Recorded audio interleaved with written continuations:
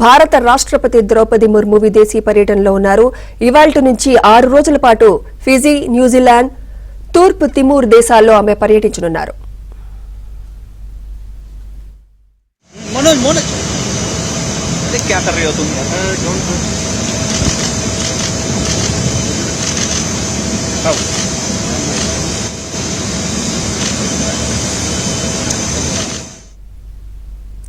పర్యటనలో భాగంగా Fiji airport కు చేరుకున్న ఆమెకు ఘన స్వాగతం లభించింది.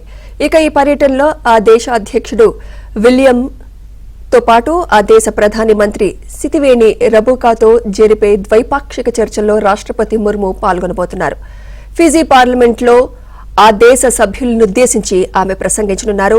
ఆ దేశంలో స్థిరపడిన భారతీయ సంతతితో రాష్ట్రపతి ముర్ము సమావేశం కానున్నారు. కాగా ఫిజీని సందర్శిస్తున్న తొలి భారత రాష్ట్రపతి ముర్మునే కానున్నారు.